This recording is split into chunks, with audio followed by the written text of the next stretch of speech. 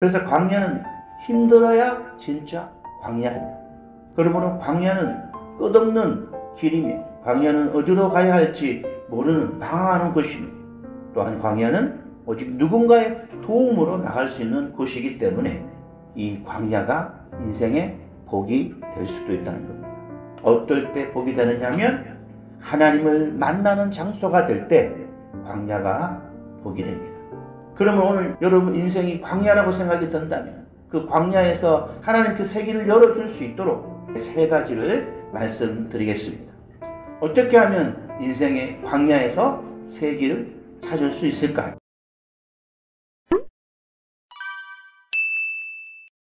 오늘은 광야의 길을 만드시는 하나님이라는 제목으로 말씀을 전하고자 합니다. 말씀을 들을 때에 큰 은혜가 있기를 소망합니다.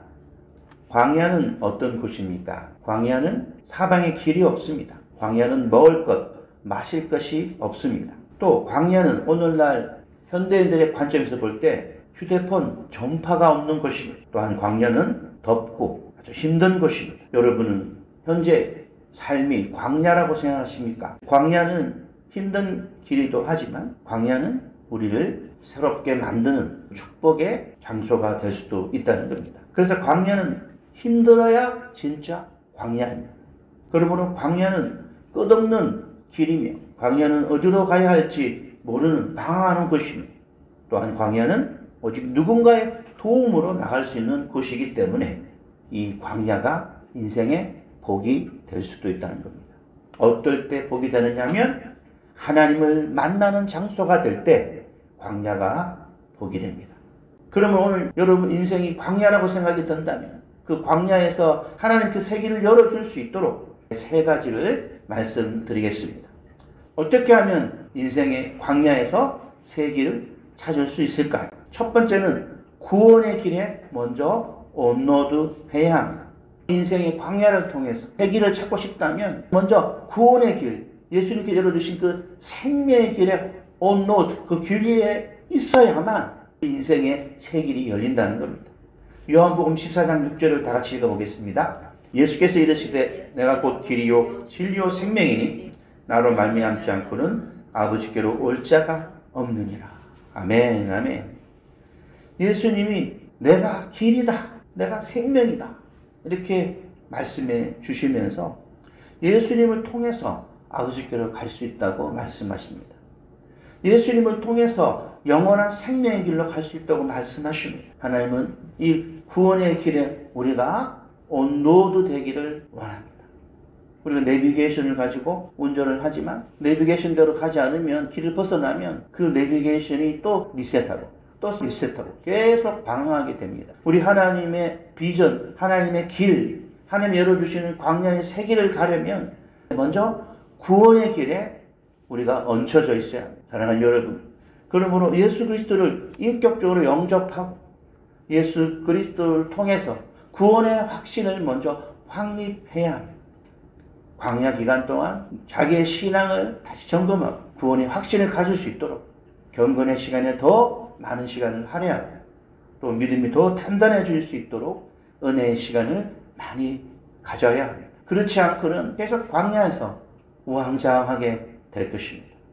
사랑하는 여러분, 광야 가운데 있을 때 오히려 이것이 기회가 되어서 여러분의 구원의 확신이 더 세워지고 또 구원의 길에 온로드 되는 여러분 되기를 주 예수님의 이름으로 축원드립니다. 어떻게 하면 인생의 광야에서 새 길을 찾을 수 있을까요? 두 번째, 과거를 생각하지 말고 미래의 길을 도전해야 합니다. 하나님이 열어주시는 길은 이전에 경험했던 것과 차원이 다른 새 길입니다. 18절에 보면 오늘 이사야 43장 18절에 보면 너희는 이전 일을 기억하지 말며 옛날 일을 생각하지 말라라고 말씀하고 있습니다. 이스라엘 백성은 항상 과거의 홍해의 기적을 생각합니다. 홍해의 길을 만드신 그 하나님을 갈망합니다. 항상 과거에 머물러 있다 보면 우리는 미래를 생각하지 못할 때가 많습니다. 광야에 있는 사람들은 늘 과거에 한때에 행복했던 시간들을 추억으로 생각하며 미래를 나아가지 않습니다. 그냥 그 자리에 우울하게 계속 머물고 또 불평하고 또 한탄합니다. 그러나 하나님 오늘 말씀하십니다. 과거를 생각하지 말고 미래의 길을 개척하고 도전하라고 말씀합니다. 하나님의 열어주시는 그 길은 과거에 여러분이 어떤 체험했던 경험보다 놀랍고 새롭고 더 큰 하나님의 은혜를 베푸신다는 것입니다. 그러므로 과거는 과거로 던져버리고 새롭게 미래를 향해 달려가야 될 것입니다. 또 과거 중에 우리가 성공한 것도 있지만 실패한 것도 참 많습니다. 후회할 것도 참 많습니다. 우리 후회를 잊어버려야 됩니다. 과거는 과거일 뿐입니다. 하나님 현재의 삶을 소중히 여기라고 말씀하십니다. 그러므로 과거에 큰 은혜가 없고 실패가 많았다 할지라도 새로운 미래에는 큰 은혜가 있을 줄 믿습니다. 새로운 미래에는 더 큰 기적이 일어날 줄 믿습니다. 광야에 있을 때 우리는 새로운 비전, 새로운 미래의 길을 찾고 그 길을 도전해야 되는 기회의 장소를 삼아야 될 것입니다. 거창 고등학교의 교장 선생님이었던 전성원 선생님이 쓴 글 중에 이런 얘기가 있더라고요. 계란으로 바위를 깨뜨릴 수 있다. 근데 개인적으로 계란으로 바위를 깨뜨릴 수 있으면 어떻게 할 수 있을까라는 재밌는 생각도 해보았습니다. 계란을 막 던졌어요. 깨지고 또 던졌어요. 깨지고 깨질 때마다 그 계란 안에 들어있던 노란 자가 나오고 흰 자가 나오고 그 바위 밑에 막 쌓일 겁니다. 그곳에 새들이 오게 되고 또 새들이 똥을 싸고 또 바람이 불어서 흙이 쌓이고 또 거기에서 또 나무가 자라고 무거워져서 바위가 있던 절벽이 무너져서 바위가 깨지지 않을까 그런 상상을 해봤습니다. 긴 세월이 필요하겠죠. 그러나 계란으로 바위를 깨뜨린다는 이 명제는 그런 뜻은 아닌 것 같아요. 계란을 던졌을 때 실제 바위를 깨뜨리는 그런 기적을 말씀하는 것 같아요. 근데 제가 성경을 묵상해 보니까 그런 사람이 있었어요. 다윗이 그런 삶을 살았더라고요. 다윗은 골리앗과 싸울 때 정말 계란으로 바위를 치는 그런 환경으로 나아갔던 것입니다. 누가 봐도 10대 다윗이 그 어른이고 키가 거의 3m가 되는 골리앗을 이긴다고 아무도 예상하지 않았을 겁니다. 그런데 다윗은 나아갔습니다. 다윗은 어떤 사람이었길래 이 골리앗에게 도전했을까요? 사무엘상 17장 45절을 다 같이 읽어보겠습니다. 시작. 다윗이 블레셋 사람에게 이르되 너는 칼과 창과 단창으로 내게 나오거니와 나는 만군의 여호와 이름 곧 내가 목욕하는 이스라엘의 군대의 하나님의 이름으로 내게 나아가노라. 아멘. 아멘. 다윗이 나아갔던 그 담대한 동기는 바로 만군의 여호와의 이름, 하나님을 믿기 때문에, 하나님이 나와 함께할 것을 믿기 때문에 담대히 나아갔던 것입니다. 결과는 다윗의 승리였습니다. 하나님은 믿음으로 미래의 길을 도전하는 사람에게는 승리의 은혜를 베푸신다는 것입니다. 그러므로 여러분 좌절 가운데 있지 마시고 다시 미래를 바라보고 소망을 갖고 꿈을 갖고 비전을 갖고 도전하시기를 바랍니다. 여러분이 가장 잘할 수 있는 게 무엇인지 체크하시기를 바랍니다. 갑자기 새로운 것을 주지 않습니다. 우리 하나님은 이미 우리에게 많은 것을 주셨어요. 우리가 그것을 활용하지 않기 때문에 문제가 되는 것입니다. 여러분 어릴 적부터 지금까지 살아오면서 칭찬받았던 것, 또 그동안 살아오면서 조금이라도 성과를 냈던 것이 있다면 그것에 다시 집중하고 다시 개발하고 도전하시기를 바랍니다. 그리고 세상 사람들이 다 가는 길이 아닌 정말 새로운 길을 도전하셔야 합니다. 하나님이 만드시는 그 길은 광야의 길입니다. 광야의 길의 특징은요, 없던 길을 만드는 것입니다. 누구든지 가는 그 길은 새 길이 아닙니다. 우리가 광야에 있을 때 먼저 구원의 길을 회복하고 구원의 길을 업로드하고 난 뒤에는 남들이 가지 않은 새로운 길, 미래의 길에 우리가 집중하고 도전해야 한다는 것입니다. 거창고등학교 직업선택 10계명 참 유명하죠. 첫째, 월급이 적은 쪽을 택하라. 둘째, 내가 원하는 것이 아니라 나를 필요로 하는 것을 택하라. 셋째, 성진의 기회가 거의 없는 곳을 택하라. 넷째, 모든 조건이 갖춰진 것을 피하고 처음부터 시작해야 하는 항무지를 택하라. 다섯째, 앞을 다투어 모여드는 곳을 절대 가지 마라. 아무도 가지 않는 곳을 가라. 여섯째, 장래성이 없다고 생각되는 곳으로 가라. 일곱째, 사회적 존경을 바랄 수 없는 곳으로 가라. 여덟째, 한가운데가 아니라 가장 자리로 가라. 아홉째, 부모나 아내가 결사 반대하는 곳이면 틀림없다. 의심치 말고 가라.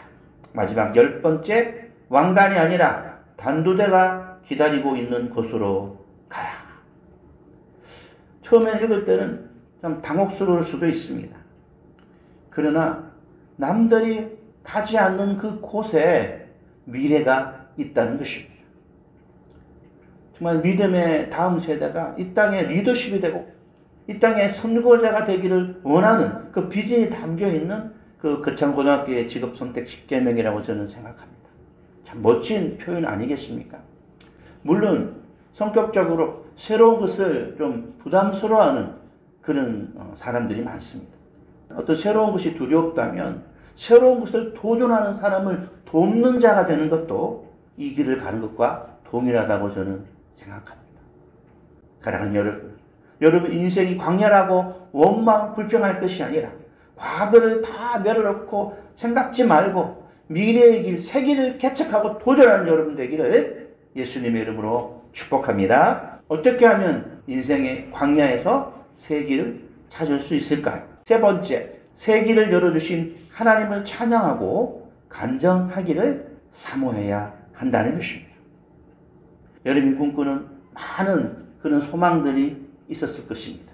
근데 그 꿈꾸는 그 동기가 어디에 있었냐면 내가 잘 되고 내가 잘 먹고 우리 가족이 잘 되고 내 이름이 알려지고 내 명예가 생기고 그것이 가장 동기의 중심이었다는 것입니다. 그러므로 우리 인생의 이 가치관을 바꾸는 것이 중요합니다. 어떻게 바꿔야 되느냐? 하나님을 찬양하는, 하나님을 간증하는 그런 인생이 되는 것으로 바꿔야 된다는 것입니다. 광야는 우리의 믿음도 회복되는 거지만 우리의 가치관이, 우리 패러다임이 바뀌는 곳이 광야입니다. 그러므로 여러분 이제 인생의 목적을 또 꿈을 가지고 도전하는 길의 목적을 하나님을 찬양하고 간증하는 것으로 바꾸기를 바랍니다. 오늘 본문 이사야 43장 10절에 보면 나 여호와가 말하노라 너희는 나의 증인 나의 종으로 택함을 입었나니.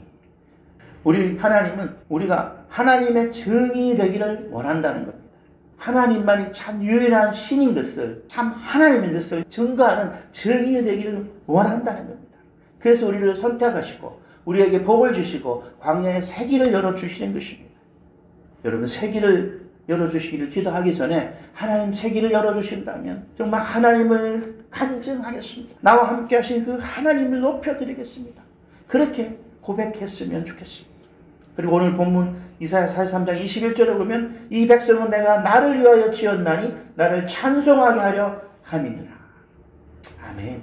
또한 하나님이 우리를 선택하고 우리를 만드신 이유는 하나님을 찬송하게 하려 함이라고 말씀하고 있습니다. 여러분 인생의 목적이 무엇입니까? 잘 먹고 잘 사는 것에 머물러 있다면 오늘 이 시간부터 정말 하나님의 영광을 위해 하나님을 찬양하는 삶이 되겠다고 다짐하는 여러분 되었으면 좋겠습니다. 여러분 인생의 가치관이 패러다임이 바뀐다면 하나님은 여러분 인생의 광야 같은 인생의 새 길을 반드시 열어주실 것입니다. 그러므로 마태복음 6장 43절에 그런즉 너희는 먼저 그의 나라와 그 의를 구하라. 그러면 이 모든 것을 너에게 더하시리라. 이렇게 말씀하고 있는 것입니다. 광야에서 인생의 목적이 하나님의 나라와 하나님의 의를 먼저 구하는 그런 패러다임이 바뀌는 그런 계기가 된다면 광야는 위기가 아니라 축복이 되는 것입니다. 저는 며칠 전에 제 노트북 컴퓨터가 고장이 나버렸어요. 갑자기 노트북 배터리가 나가버렸어요. 한 2년 정도 된 노트북인데 갑자기 노트북 배터리가 0이 되어버린 거예요. 그래서 전원을 빼버리면 순간적으로 꺼져버려요. 그래서 참 고민을 많이 했어요. 아우 하나님 잘 고쳐주십시오. 큰돈 들이지 않고 도와주세요. 그리고 서비스 센터를 찾아갔는데 무료로 교환을 해주겠다는 겁니다. 얼마나 감사했는지 모르겠습니다. 오히려 고장이 안 났더라면 나중에는 돈도 들고 또 그냥 집에 있을 때 딱 그걸 발견했기 때문에 미리 대처할 수 있는 여러 가지 생각도 있었고, 더 나아가 새 것으로 이렇게 교환해 주는 걸 볼 때 위기가 귀하다. 오히려 원망하고 불평할 것이 아니라 어려움이 왔을 때 하나님을 믿고 나아가면 오히려 전화위복이 되어 축복이 된다는 것을 경험하는 겁니다. 그러므로 새 길을 열어주시는 그 하나님을 바라보고 내 평생 남은 인생 하나님을 찬양하겠습니다. 지금의 이 위기가, 지금의 이 광야가 기회가 될 줄 믿습니다. 하나님 간증하겠습니다. 하나님 찬양하겠습니다. 하나님 다시 한번 기회를 주십시오. 광야에서 새 길을 열어 주시옵소서. 이렇게 기도한다면 여러분 인생에 반드시 새 길이 열릴 줄 믿습니다. 이제 말씀의 결론을 맺겠습니다. 우리 인생은 반드시 광야를 겪기 마련입니다. 이 광야에 있을 때 우리가 원망하고 불평할 것이 아니라 자기 자신을 돌아보고 하나님을 만나는 그 계기로 삼는다면 그 광야는 오히려 복된 광야가 될 것입니다. 어떻게 하면 인생의 광야에서 새 길을 찾을 수 있을까요? 우리 세 가지 한번 복습해 보겠습니다. 첫째, 구원의 길을 먼저 온로드하라. 둘째, 과거를 생각지 말고 미래의 길을 도전하라. 마지막 세 번째, 새 길을 열어주신 하나님을 찬양하고 간증하길 사모하라. 여러분 이 세 가지를 기억하고 여러분 삶에 적용하고 실천하게 된다면 반드시 여러분 인생에 가장 합당한 새 길을 열어주실 것입니다. 해가 되면 하나님이 열어준 축복의 길이 열리기를 주 예수님의 이름으로 축복합니다.